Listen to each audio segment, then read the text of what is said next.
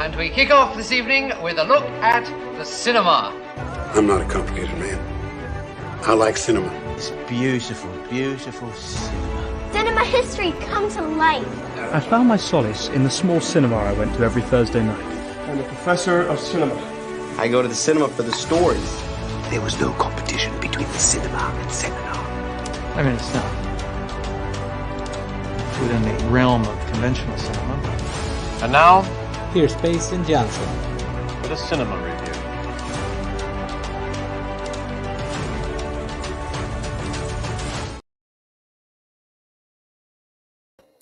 It is Monday, 8 EST, March 6, 2023, and that means we have another episode of Cinemasters Reviews. Thank you, everyone, for joining me here on the video store. Today we have a super exciting episode. We will be reviewing Creed 3, the latest entry in the Rocky/Creed franchise, as well as the new Guy Ritchie film, Operation Fortune, Ruse de Guru.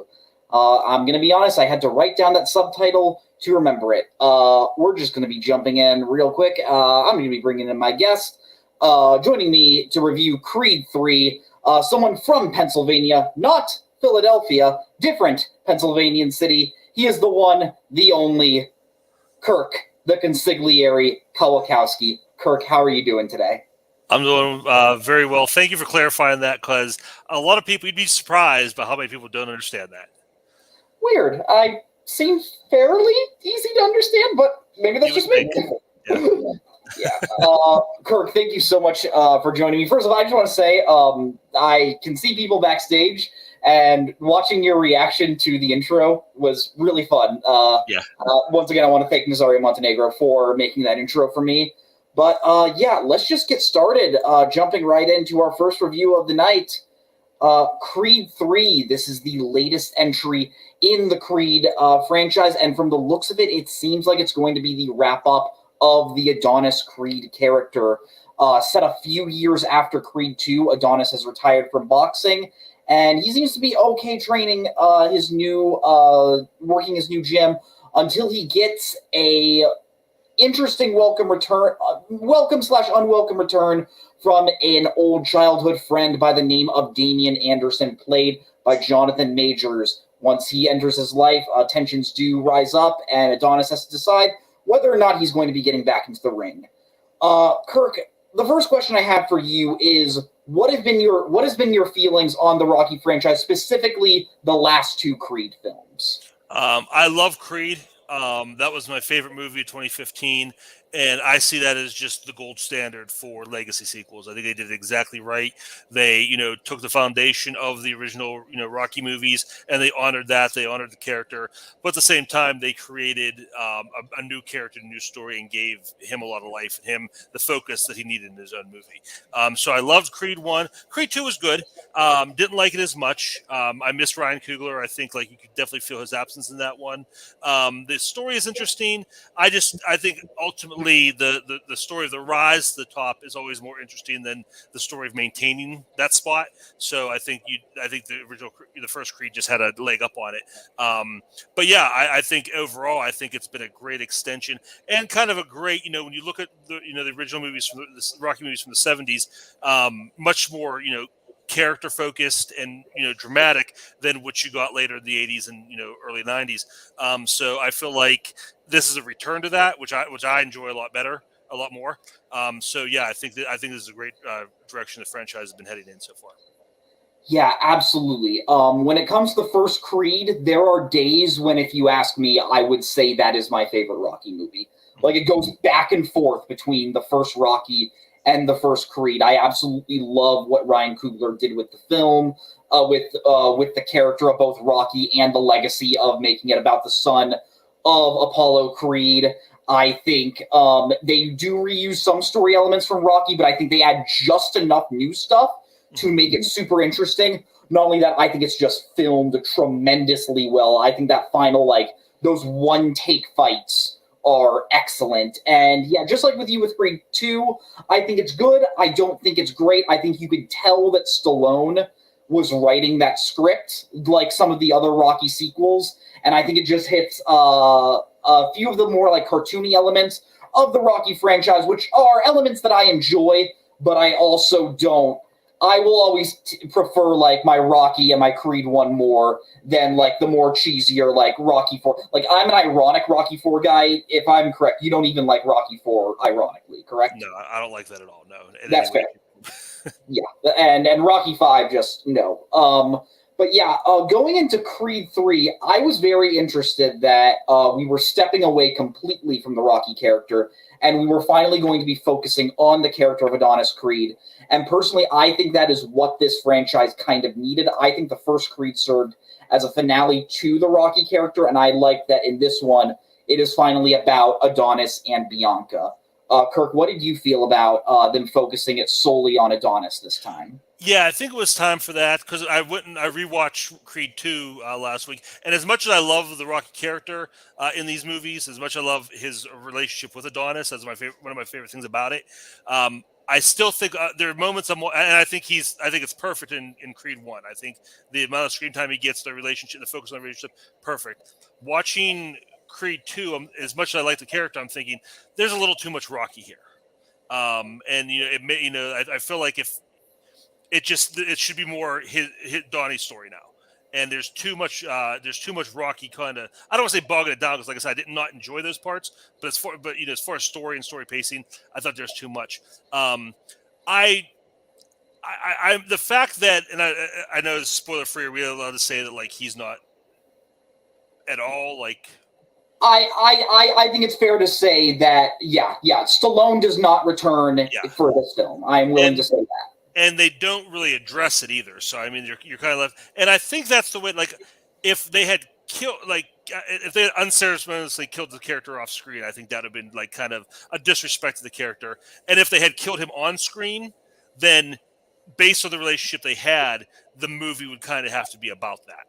So I think this is the only choice they had. Although there were certain points based on the where the relationship was the previous two movies, there were times it was odd that he wasn't mentioned at all.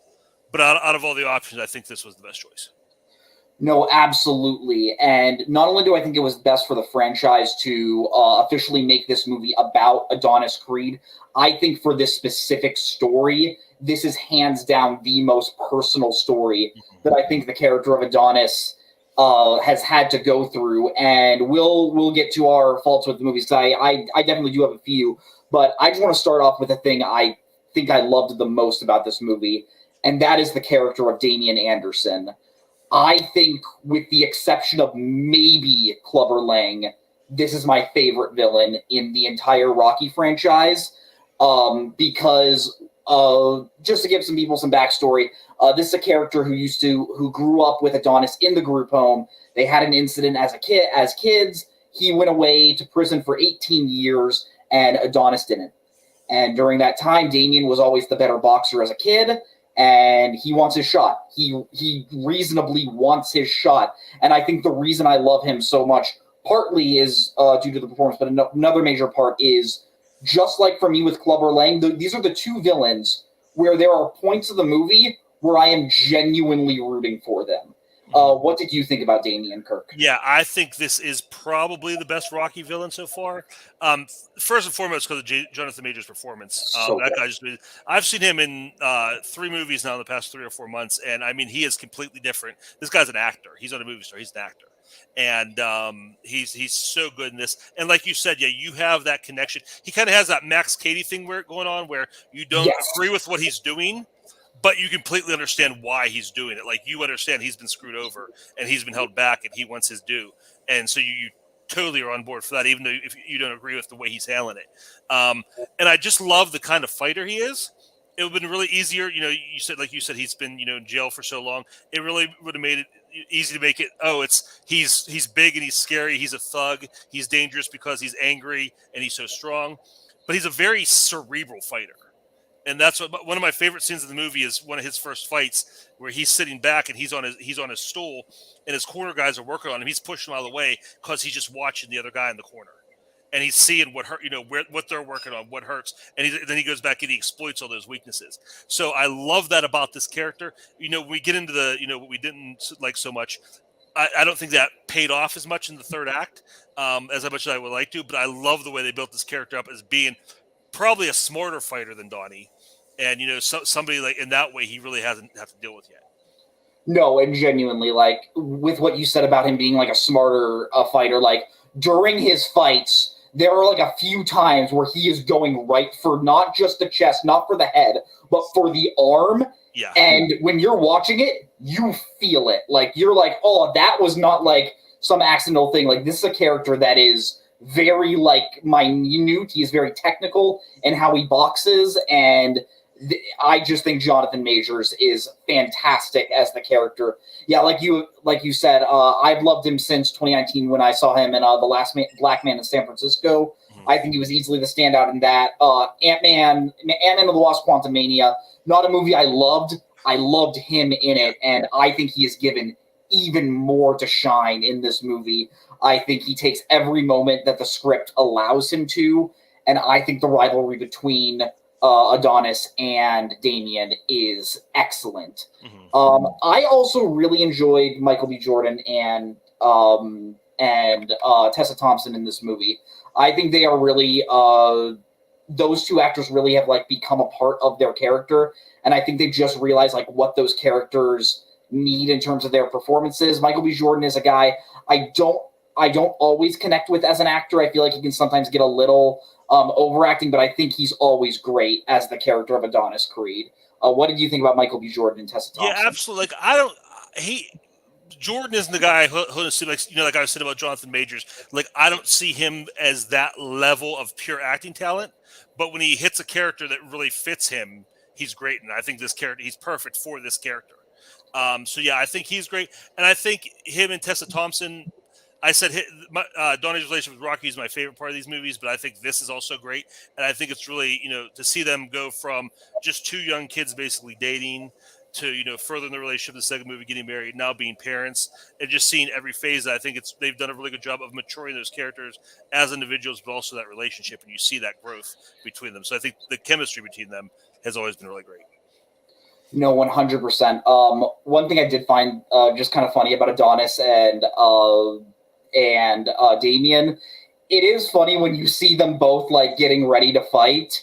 And no offense to Michael B. Jordan. Oh yeah, it looks like you could knock Michael B. Jordan out in one punch. Yeah, he is so much bigger than Jordan. And Jordan's not like some like string bean guy, but just Majors just.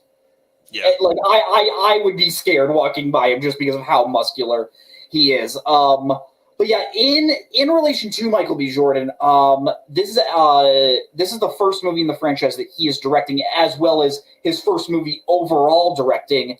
And I think for the most part he works. I actually kind of want to get into some of my negatives about his direction a little bit, and that is the pacing.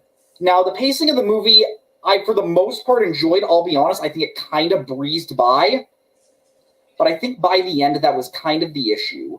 I think by the final fight, and specifically the ending of the movie, I feel like it was a little rushed towards the end, and I wish we would have had a little bit more meat to make some things stick the landing a little bit more. I'm specifically talking about, like, the very ending of the movie.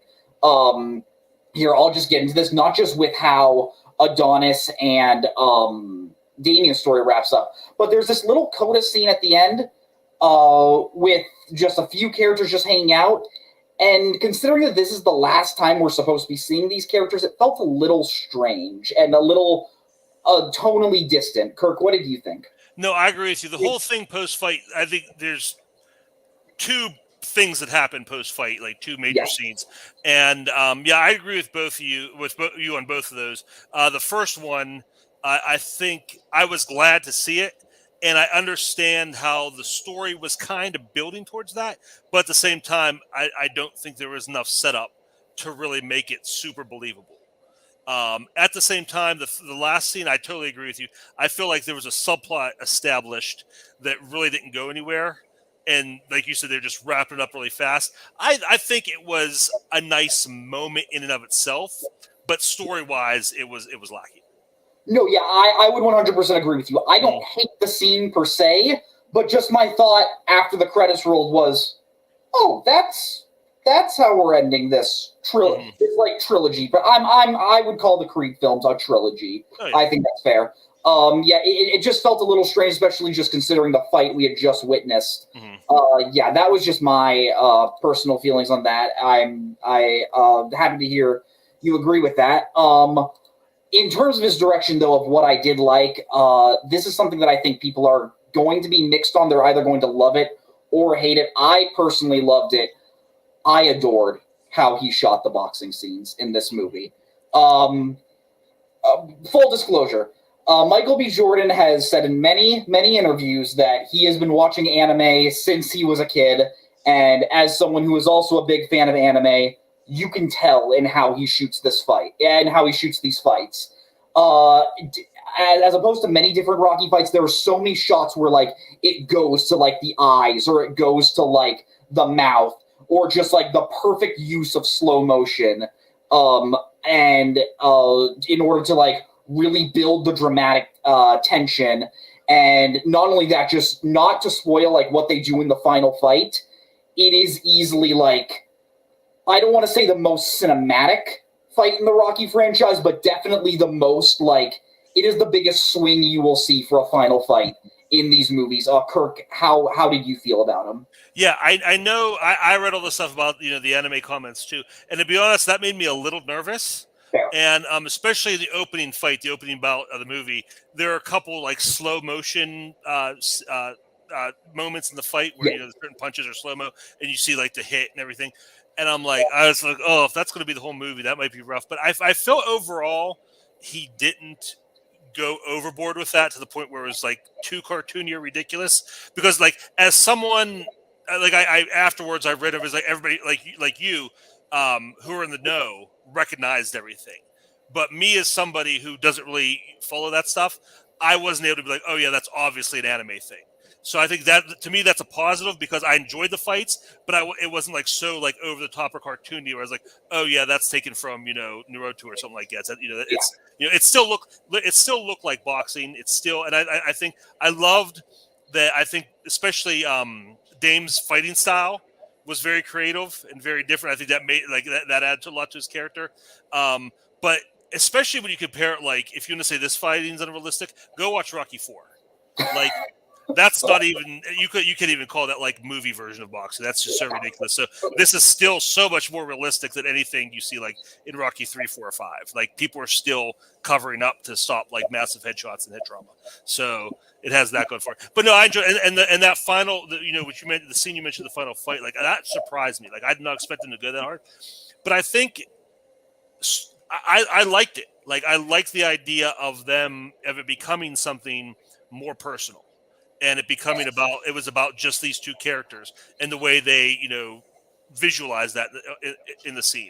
I had no problem with it. Like I know a lot of purists maybe like, oh, that was too over the top, but I liked it. I think what you said pretty much hit the nail on the head. It made the fight so much more personal. And when you're dealing with a character who is as great as Damien, but at the same time, you have only been introduced to him in this one movie. So you gotta really pack in a lot of stuff. I think this was a great tactic to make it feel like, look, this is not just your average fight. This is not Ricky Conlan. This is not Victor Drago. This is the most Adonis has ever been invested in a fight. And I think how Michael B. Jordan directed that was really, really great. One thing that did, if I could slightly nitpick something, maybe it's not a nitpick, honestly. It was just something that kind of annoyed me. I think the Creed movies have been really good about not going back to the Rocky movies too seriously. And I'll use another franchise as an example. The Terminator franchise has a history of I'm not sure it's had an original idea since the second movie, with the way they just keep recycling different things. Mm-hmm. I think the Creed movies have done a really good job of taking certain things, but crafting their own story. There is one story element, what I will say is how Damien gets his first fight. That is very reminiscent to how a certain fight in another movie happened that did have me rolling my eyes a little, where I was just like, okay, we're literally just going to copy and paste this. Did that bother you in any way, Kirk? I didn't have too much of a problem with it, and my reason being is because they reference what you're talking about. Yeah, and that's actually kind of like part of the argument within the movie as to why it happens. And there was really, all things considered, it would have been tough to get another way to advance the story, let's say, at that point. You know what I mean? To get everybody into place. And I also think there's one specific thing that happens that I don't want to spoil it, but the way that things are manipulated and to make a certain character put him in a spot that he needs to be in. I think that kind of set it apart. You know, so it wasn't the exact copy, but it was like, oh, let's bring up this guy and do this. It was a little bit different. But yeah, I understand where you're coming from there. But like I said, because my thing was like, how are they going to get to do this at all? So when they kind of played off what had come before and used that as a precedent, it didn't bother me too much. No, absolutely. With what you said of how there really weren't too many ways we could have gotten to the fight, that is a very good point, and I admittedly didn't think about that. So thank you for bringing that up. That's honestly super insightful. One quick thing that I just want to mention, just before we wrap things up, something I really like about the Creed movies. I love how like these feel like they're set more in the real life sports world than the Rocky movies. Like I love like the Showtime press conferences. I like this might be a negative for some people. This might be a positive for some people. Stephen A. Smith makes a cameo in this. A little bit of a jump scare there with Stephen A. Smith. No, 100%. But yeah, I really like these elements of the Creed movies. They just make them feel like a little more realistic. Which, considering how cheesy Rocky IV and Rocky V got, I think that was a pretty big breath of fresh air for me with this franchise as a whole, and specifically with this movie. What did you think about those elements, Kirk? Yeah, I kind of like how they use those. They did it, you know, with the HBO story in the first one. Followed.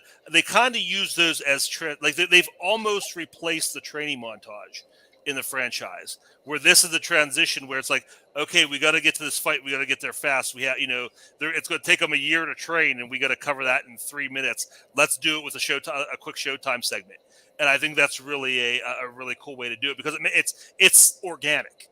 Like you said, that's something you would watch if you were a casual boxing fan and you didn't know anything about Dame Anderson or Adonis Creed, and you just flipped on, you know, the TV. That the segment they do would get you pretty much caught up and ready to go and ready for the fight. So I think like you hit the nail on the head. There's a lot of like real world feel to that. It really makes it feel like you're watching the sport. No, 100%. Just something that I just remembered that I wanted to bring up. One last quick thing that I really enjoyed. There are points of this movie where you will have Adonis, where you will see points where like Adonis is boxing. And he starts signing to Bianca at the side of the ring. Mm-hmm. And I think that's a really, really cool element because with the fact that Adonis and Bianca's daughter is deaf, I think it makes sense that they would have this like little secret code for ways to communicate with each other. Did you enjoy that, Kirk? Or? Yeah, I did. I mean, I think, and that was part. I think they had some of that in going back and watching Creed 2 last week. They had some of that between the two of them at that point too, and I think that really played in well. The only thing that they established in Creed 1 that she was losing her hearing, yes. and it's been so long. They made it seem like she was on a ticking clock, and she doesn't. It doesn't seem like it's gotten that bad. Which I mean, it's a nitpick. It's not that big a deal. But I like the fact that they still incorporate, with their daughter now. Using the sign language and just having that kind of, and I just enjoy when I see that in a movie, going back to Coda last year or a movie, even like, was it John Wick 3 that had, the character? Was it 2? Okay. Yeah. I get confused, but it's always interesting just to see that different way of communicating. And it's nice to have when you have it creates, especially for Donnie and Bianca, it creates kind of like the intimacy where it's just even in a crowded room, the two of them can just talk and say things to them. So no, I really, and like you said, like being able to talk like with her in the crowd and him in the ring, she can still communicate to him. So I think that's pretty cool. No, 100%. Well, Kirk, I think we're about ready to jump into our ratings. Just in case the audience doesn't know, we rate our movies on a scale of 1 to 10 videotape, 0 to 10 videotapes. 0 is an awful movie, just painful. Even the thought of it just makes you mad. And 10 is one that is going to stick with you forever. Like 10 is one that you think will be remembered for a long, long time and really, really made an impact on you. Kirk, from a scale of 0 to 10 videotapes, what would you give this movie? Oh man, I'm not sure. I'm not used to going on a scale of 10. I'll give it an 8. I'll give this. That's that. I'm stingy with my ratings, so that's pretty good for me. I really enjoyed this movie. Like I said, I rank them. I mean, Creed 1 is on a pedestal for me. I put this as the second in the franchise, and Creed 2 third. Overall, Rocky franchise is definitely in the top half for me. Probably top third. So yeah, no, really solid movie. Good, strong debut from Jordan as a director. And I'm excited to see what he does next. And I'm kind of sad, like you said, they set this up as being the final movie. And if they decide to move forward based on the story in this here, it's going to be tough for them to find ways to get him back in. But I'm kind of sad to see it end. I just realized something, and it kind of makes me a little sad. I was about to say if, but let's be honest, when they eventually reboot the Rocky franchise, it's going to be like a UFC movie now. We're going to be incorporating Dana White. Oh, no. You might be getting like Joe Rogan cameos. Instead of I hate it, but it's going to be happening. Yeah. If I were to rate it, I'm going to go 9 videotapes out of 10. I think with what this movie was trying to accomplish, both as a finale and as just a great movie, I think it really, really held its own. There were some story elements that did bother me, but I think from just Jonathan Majors and the directing style alone, I really, really loved this movie, and I think it was a pretty dang excellent movie. So, Kirk gave it 8. I gave it a 9. Average score, 8.5. Thank you all so much for that. Before we head out, if any people want to put some comments, ask Kirk some questions. In the meantime, Kirk, if I could just ask you a question, I know you said Damien was your favorite villain in the Rocky franchise. Who do you think would be your second favorite? Probably, Clubber Lang is up there, but I think Drago is probably the second favorite just because of how iconic he is and just because of what he's meant to the franchise, the impact he had on the franchise as a whole. And just how you see in the Creed franchise how that's just that legacy has just lingered. So I think I'd say this from a boxing standpoint, I'd say Drago. From a character standpoint, I'd say Clubber Lang. I think that's a great thought. Just in terms of Drago being like the best boxer, I think one of the best things about Creed 2 was what they did to Ivan Drago. Yeah, they really, really, to me, put so much layers into his characters. You think watching Michael B. Jordan in front of Jonathan Majors is going to see Stallone in front of Dolph Lundgren, hilarious. I don't follow boxing too well, so I don't know how weight classes work. Yeah. But it doesn't seem like those guys would be in the same weight class. Listen, when it comes to capitalism versus communism, anything's possible. But yeah, Clubber Lang was always my personal favorite just because the reason I think Rocky 3 is so underrated is I think until Clubber hits Mickey and kills him, I am genuinely rooting for Clubber Lang in that movie. Just seeing how just Rocky has become a complete commercial of himself, just renting out a hotel so people can watch him work out, while Clubber Lang is just private, just knocking bags back and forth. And I just think Mr. T is that part could have been so wrong, but he is just the right amount of over the top for me. Well, it's funny because you said about the part about how you root for him until that thing happened with Mickey, and I think it's similar in Creed 3 where there's certain things that Dame does that he almost has to do because otherwise you're going to be rooting for him through the whole movie. You know what I mean? Absolutely. Eric Roberts just said, "I pity the fool." Thank you so much, Eric. Well, thank you so much, Kirk, for joining me. Absolutely. It was so much fun. I'm definitely gonna try and get you on for a future show down the line. But it was so much fun talking with you. Thanks for having me. It was a lot of fun. Yeah, as soon as we get back together, let's do it again. On or off call. It's always fun talking to you. 100%, Kirk. You are awesome. So much fun. Yep. Have a good night. Good night. All right, thank you once again, Kirk. We're just going to take a quick 10, 15-second break before we start our next movie. Hope everyone is doing well. What movies are you guys watching currently? Tonight, I'm actually finally going to go see RRR in theaters. It was the big 2022 film that I missed in theaters. One of my favorite movies. If anyone hasn't seen it, watch RRR. I think it's incredible. But yeah, we may as well just jump right into our second movie tonight. We are going to be talking about Guy Ritchie's long-delayed Operation Fortune, Ruse de Guerre. I really hope I'm pronouncing that subtitle correctly. I'll be honest, it is not said that many times in the movie, but Fortune is said quite a few times. In fact, I thought the movie was pronounced Operation Fortune until I saw the movie, and I realized, oh wait, Fortune is one of the characters' names. Quick backstory on this movie. This movie, I believe, was supposed to come out last year, but it was delayed because Ukraine is heavily featured in the plot. And if you think about it, you can tell why Miramax and Lionsgate did not, I believe Lionsgate produced that. I'm actually going to check that right now. But you can essentially see why the main studios did not want to release a movie about Ukraine while everything was going on there. Of course, it's still going on. STX and Miramax. Yeah, tensions were obviously a little high, so they had to reshoot some things. And now we get the movie we get. Essentially, this is another standard Guy Ritchie movie. It involves a man named Orson Fortune, played by Jason Statham, as he rounds out a ragtag group of criminals and group of special agents in order to essentially con a billionaire played by Hugh Grant. I'm just going to be honest. Going to this movie, I didn't really know what to see. I thought the trailers were okay. Guy Ritchie is a director with hit or miss. Mainly hit. I really do enjoy his energetic and just kinetic style in how he films his movies.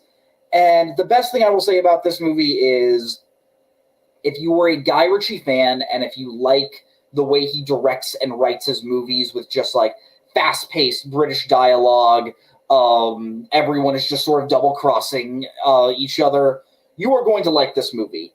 If you are not a Guy Ritchie fan, this movie is not going to do anything for you. And I think that's sort of the thing that kind of annoyed me the most was, as a filmmaker, you want to see how what they are going to be doing differently and how each movie a famous auteur filmmaker makes essentially complements their filmography, at least in my opinion.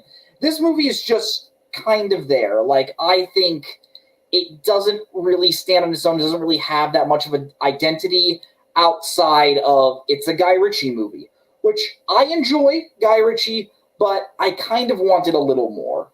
Jason Statham plays the lead of this movie, and I'll be honest, he is essentially just playing the same character he played in the last Guy Ritchie movie, Wrath of Man.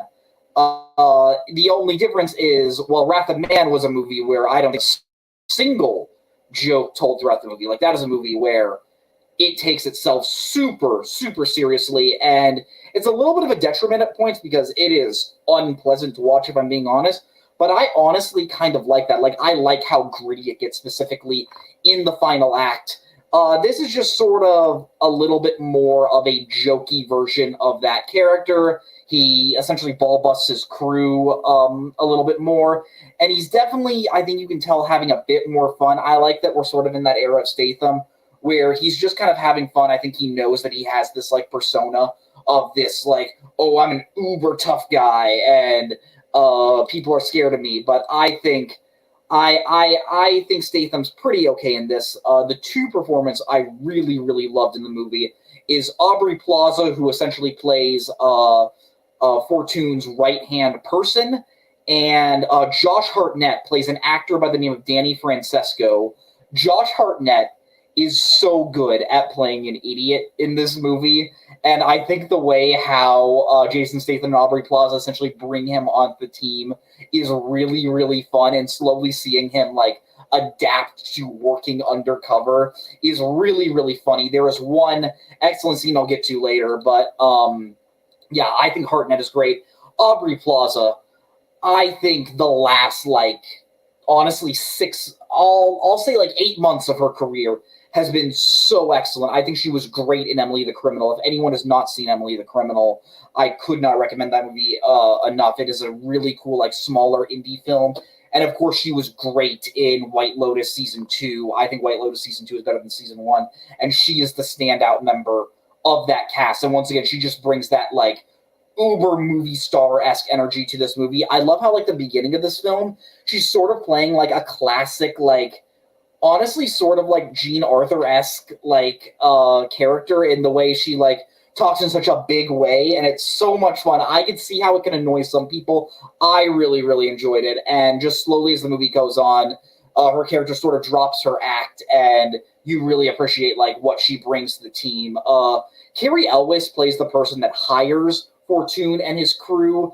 He's not really doing too much, but it's Cary Elwes, so, like, it's hard not to be charmed by him. You think of him in movies like The Princess Bride or Robin Hood Men in Tights, and this guy still has that charisma going.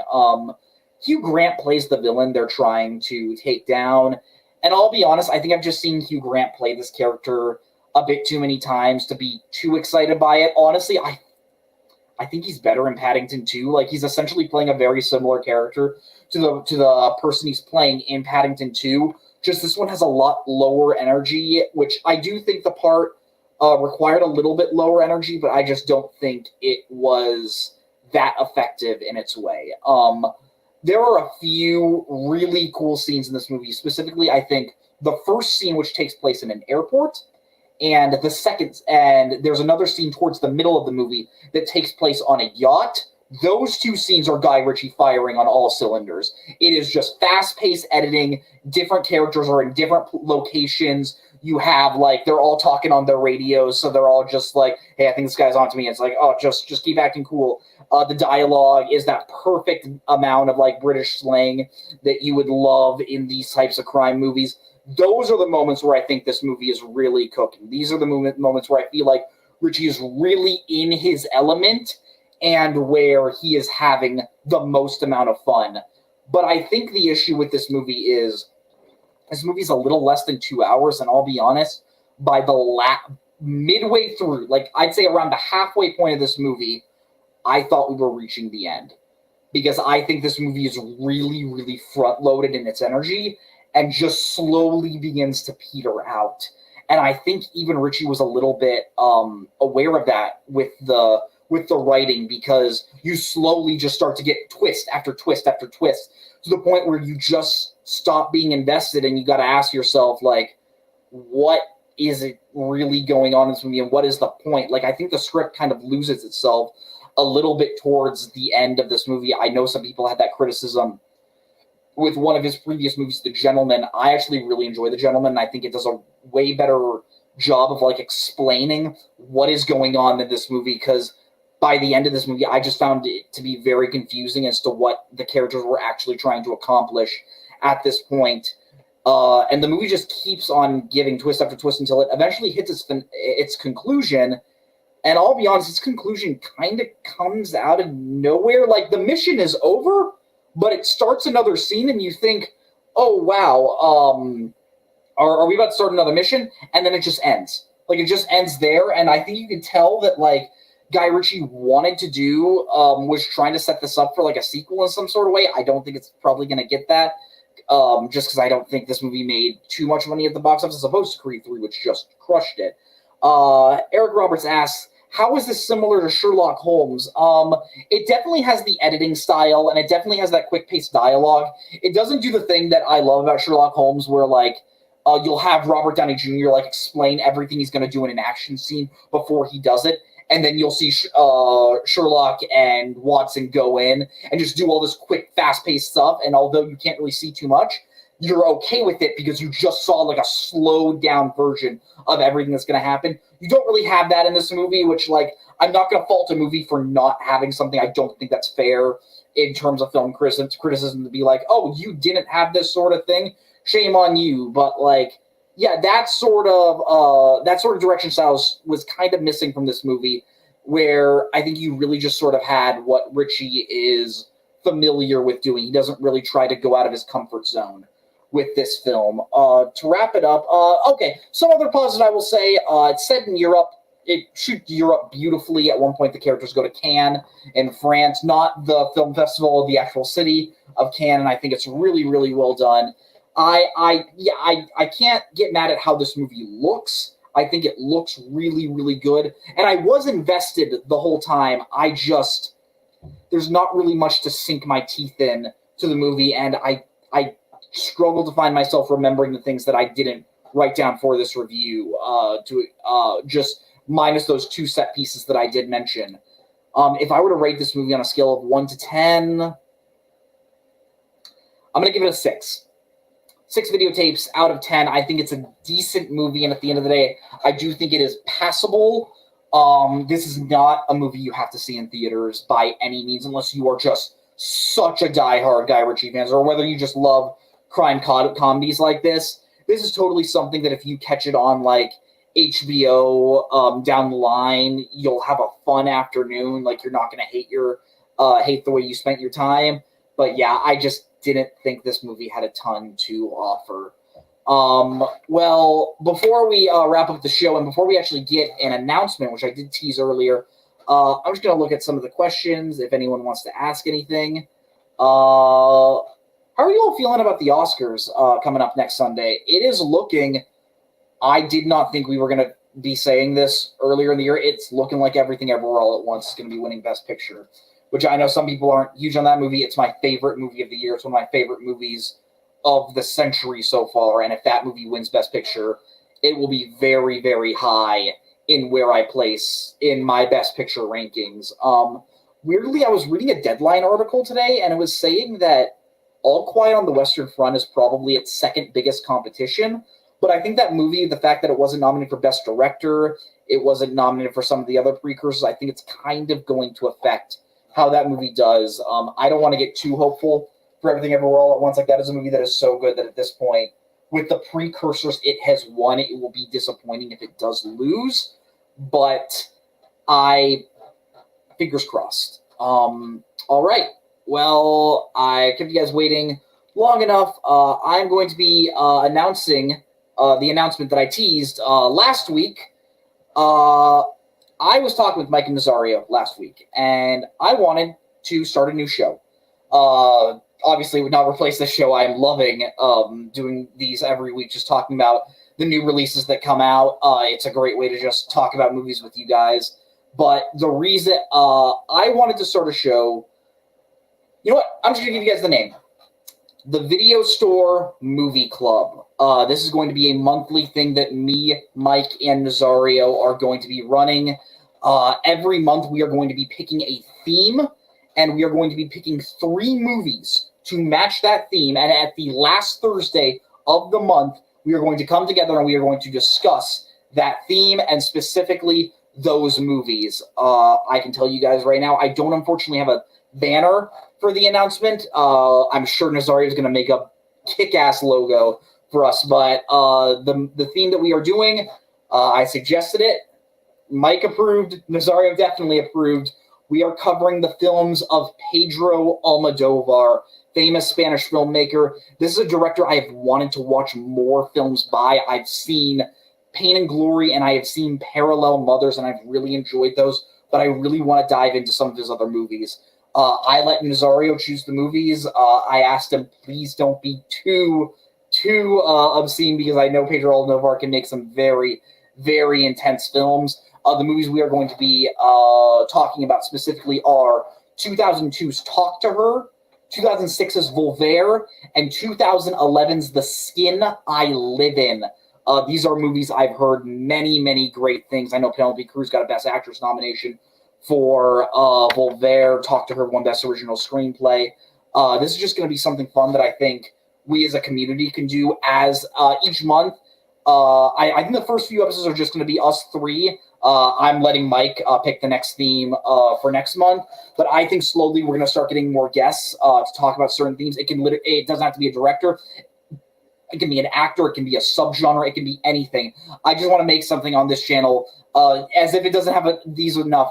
I just want something where we can all just come forward and just talk about movies and just be encouraged to watch more movies, because that's why we love doing this. That's why I'm doing this show. That's why I love talking to you all, just because I love watching movies and talking to you about them. So yeah, the Video Store Movie Club, the first episode will be coming out March 26, 2023.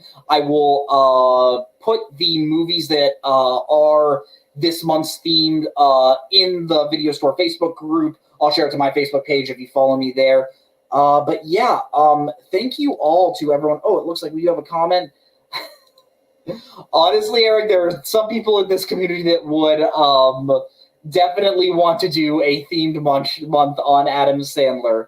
And I would dread the 3 movies that they pick, but there are some very, very good Adam Sandler movies.